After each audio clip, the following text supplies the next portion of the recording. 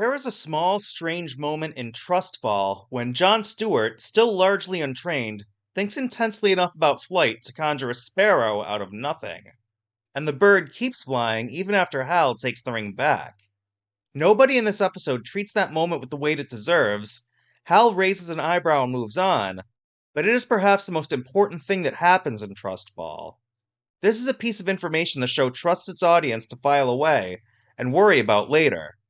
That patience, the willingness to let a genuinely strange detail sit unexplained, rather than immediately mined for exposition, is what makes this low-key second episode work better than its modest ambitions might suggest. Set entirely within the 2016 timeframe, Trustfall primarily splits its runtime between Hal and John, pursuing separate errands that gradually reconverge. A structural choice that pays off specifically because both characters are compelling enough to carry individual storylines, rather than depending entirely on their combative chemistry to generate interest. John's threat is the stranger and more consequential of the two, sent to retrieve the lantern's power battery from a pocket dimension in Hal's closet, one of the episode's more delightful small touches. But John is then kidnapped by a group of aliens who turn out to belong to the same species as last week's exploding suspects. Their information, delivered largely through dialogue rather than shown directly, concerns a shape-shifting entity called a Manhunter, responsible for the destruction of their homeworld and possibly connected to the Lanterns themselves. And the alien's secondary revelation lands with even more intrigue. Creating a sentient construct is difficult even for an experienced ring-bearer. Sustaining one without the ring in hand is unheard of. Whatever John is becoming, it exceeds what his brief training should allow.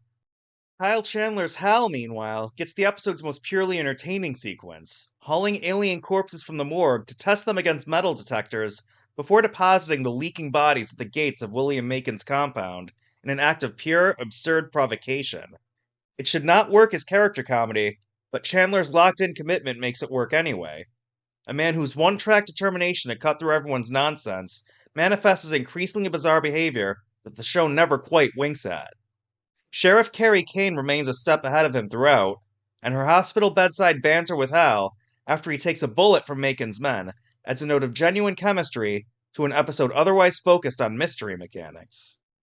But the episode saves its best material for its final scene, Hal's journey to Oa to confront his former imprisoned mentor, Sinestro, played by Ulrich Thompson with an icy, magnetic calm that makes the character instantly compelling, delivers the hour's most consequential reveal.